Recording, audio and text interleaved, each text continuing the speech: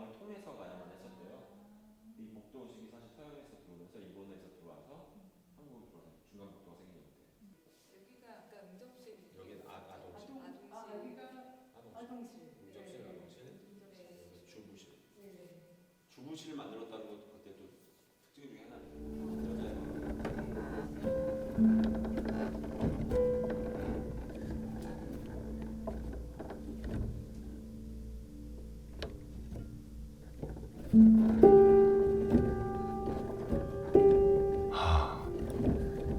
마침 저기 응접실에 들어선 제가 보이는군요. 지금과 사뭇 달라 보이긴 합니다만 제가 확실합니다.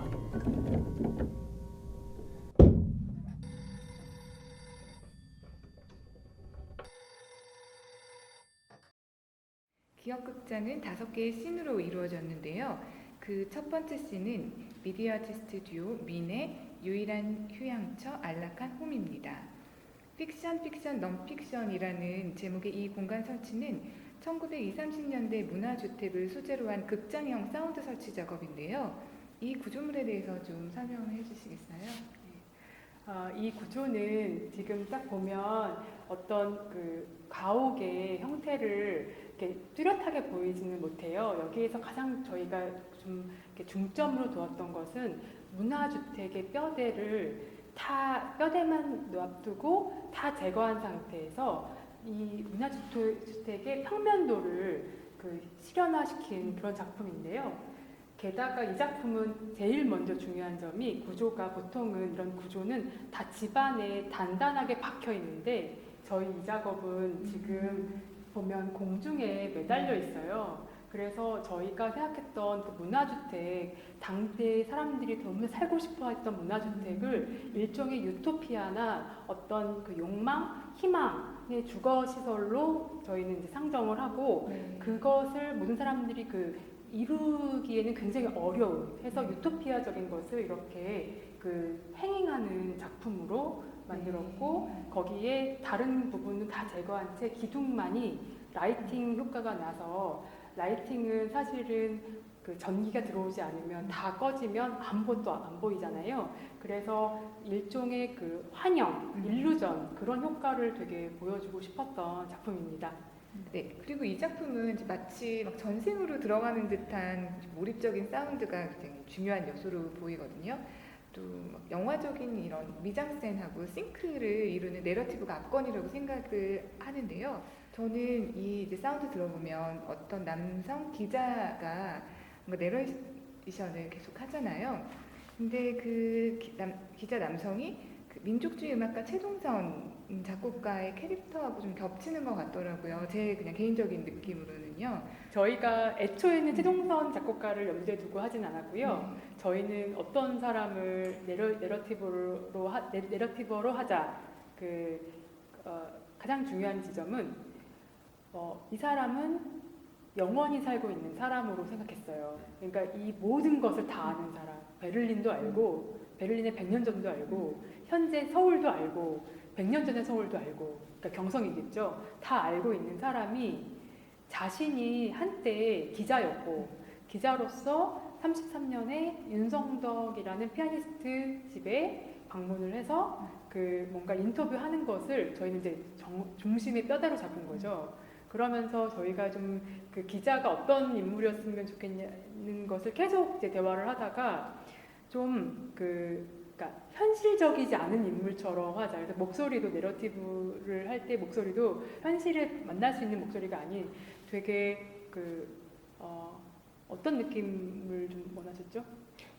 신문 기자가 당시에 젊은 신문 기자였지만 100년이 영원히 사는 사람인데 금방 얘기했듯이 100년 동안 있었던 모든 일들을 다 보고 전 세계에 있었던 모든 일을 다 경험했는데 지금 이 작업을 보는 관람객 귀 옆에서 그 이야기를 은밀하게 개인적으로 당신에게만 전달해 주는 것처럼 자기가 겪었던 옛날 이야기와 중간 이야기를 섞어서 그렇게 시간을 아우르는 어떤 그런 존재로서 어떤 미련 같은 존재를 생각했던 거죠. 그래서 저희가 입체 사운드를 꼭 써야겠다라고 생각했던 이유가 그냥 스피커로 만약에 여기에 전시장에 설치를 했다면 그냥 사운드가 그냥 들렸을 거예요. 근데 저희는 말씀처럼 소근소근 이 은밀한 이야기를 당신에게만 알려준다. 약간 그런 약간 은밀한 대화를 하기 위해서 일부러 저희가 그 입체 사운드 기법으로 그 녹음을 했고요. 네. 그래서 그 좀 이렇게 들으시면 다들 좀 더 그 흡입력이나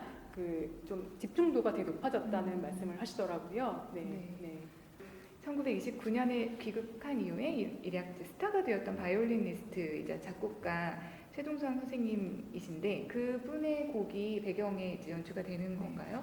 지금 저희의 그 어떤 내러티브 뒤에 그 백으로 나오는 그 피아노 음악이 있고 약간 그 피아노 보잉이 있어요. 그러니까 피아노 현을 켜는 네. 것은 김지현 선생님이 그 작업을 해주셨는데요. 그분께 저희가 의뢰한 게 최동선의 바이올린을 위한 그 어떤 그 현악곡을 저희가 그 악보를 드리고 그거를 한번 재구성해 달라고 말씀을 드렸어요. 해서 선생님께 작업을 하셨는데 현대화해 달라고 저희가. 네. 그래서 지금 백에서 나오는 음악을 좀 들어보시면 아시겠지만 되게 그 어떤 음조는 정확하게 그 최동 선생님이 만들어주셨지만 사실은 거의 그 음조만 남아 있고 거의 재탄생했다고 보시면 되는데요. 아니 저는 무엇보다 그때 그 아카이브 자료들 중에 건축가 박기룡 선생님이 그리신 그 건축 도면들 그리고 그 위생적이고 문화적인 새로운 주거에 관해서 건축가로서의 자신의 어떤 이상이나 신념을 담은 그 기사들을 보면서 굉장히 좀 인상적이었어요. 사실 20, 30년대 한국 건축가에 대해서 알려진 바가 거의 없고 어떻게 또 일제 강점기의 건축가들에 대해서 관심을 갖게 되셨는지 궁금한데요. 처음 이제 저희가 일미미술관 전시를 하게 되었을 때 광화문 사진을 옛날 사진들 찾아보면 이 동아일보를 제외하고는 사실 다 변한 거죠. 네, 네. 그래서 사실은 의식주 중에서 가장 덩어리가 큰 게 건축물인데 네. 건축물이 서울에 있는 건축물들이 많이 바뀌고 대부분 사라지고 그래서 정말 그 1920년대를 더듬는 게 사실은 당시가 뭐 예를 들어서 반일이나 아니면 친일이나 이렇게 어떤 극단적인 상황을 나눌 수 있는 것이 아니라 그 안에 있는 사람들이 과연 어떻게 살았는지를 짐작하는 게 사실 쉽지가 않았어요. 그래가지고 그 많이 없어졌던 건축물들을 생각을 하면서 건축물이 분명히 있었는데 누가 만들었으면 그것들이 왜 없어지고 쭉 연장이 되지 않았을까를 생각을 해보니까 당시에 그 일제가 만든 그 경성 고등공업학교 네. 이상 시인도 거길 나왔고요.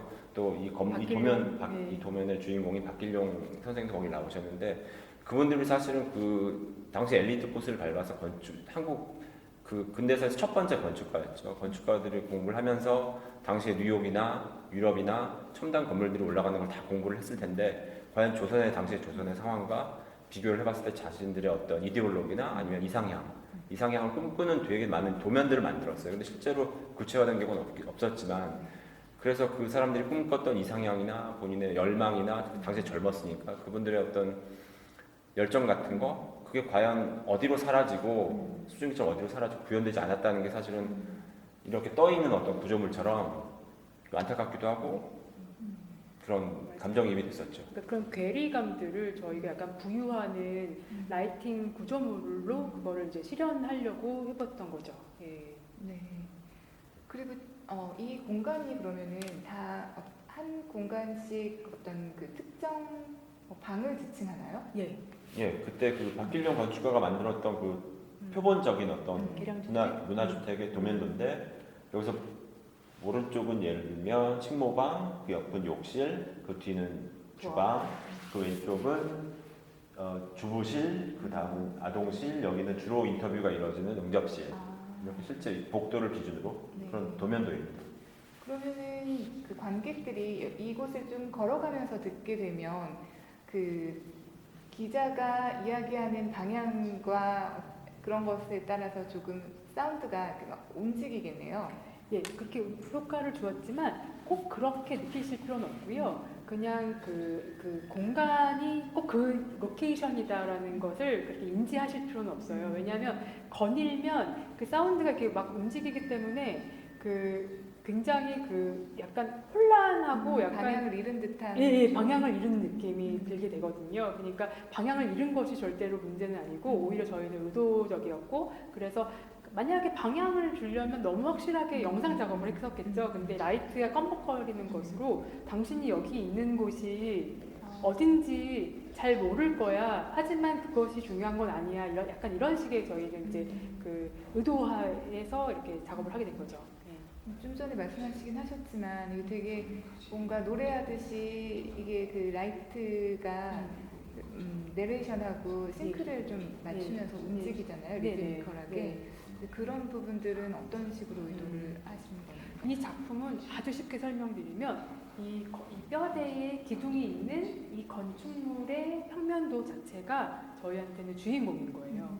그래서 이 내레이션이 되게 중요하지만 이 내레이션에 나오는 음악과 이 목소리와 이 건축물이 싱크를 이루어가면서 같이 움직인다는 것. 근데 움직이는 주체가 오히려 더 라이트가 더 중요하다는 것. 그래서 라이트와 이 이야기가 서로 동조하면서 그 울림이 있고 그 굉장히 몰입도를 주는 것이 가장 중요한 그런 방식이었죠. 네. 네. 그리고 또는 그 100년 전에 인터뷰를 했던 기자가 100년 만에 다시 이 집을 찾아왔잖아요. 네. 그래서 아마 이 집이 뼈대가 라이팅이 그 기자 오래된 유령이 된 기자하고 다시 대화를 다시 만나는 재회하는 그렇게 활화되는 어떤 상황일 수도 있겠을 것 같아요. 네. 마지막으로 이제 그 우리가 20, 30년대에 대해서 사실 알고 있었던 어떤 굉장히 암울하고 어두운 그런 뭐 일제 강점기 시절의 경성과 사실 황금강 시대의 100년 전의 모습이 굉장히 좀 많이 다르다라는 걸 이번 전시를 통해서 알 수 있었잖아요. 근데 그 두 분이 생각하시기에는 100년 전의 경성의 모습, 황금강 시대가 지금과 어떻게 좀 다르고 어떻게 같은지 어떤 생각을 하시는지 궁금합니다.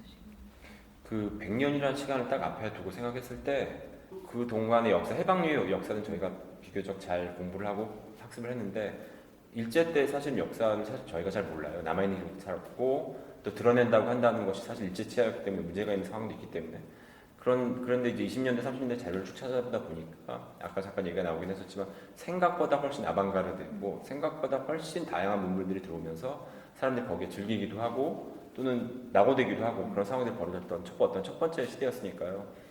그래서 생각보다 아방가르드하고 또 지금 생각해보면 그 근대문물이 들어오면서 근대화가 시작되었던 1920년대와 지금 2021세기 넘어서 SNS가 퍼지고 어떤 네트워킹의 시대가 된다는 이 변화의 시대가 되게 극단적으로 그 변화의 첨단이 있다는 것이 그 사이의 시간들에 비해서 그 딱 도드라진 점이었었죠.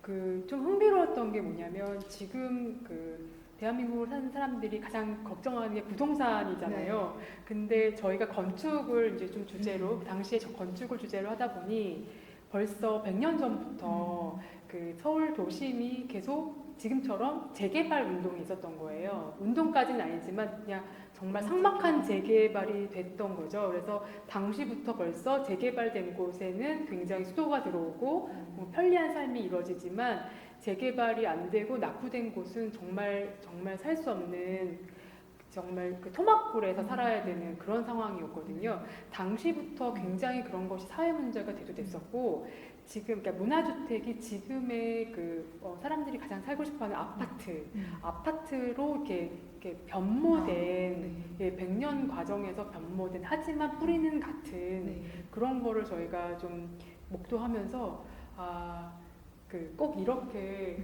정말 이렇게 그 일루전이 꼭 그 사운드, 그러니까 이런 내러티브와 함께 일루전으로, 그러니까 꼭 가시화되는 영상이 아닌 일루전으로 꼭 작업을 해보고 싶었던 가장 그 뿌리에는 그런 면모가 있었습니다. 예.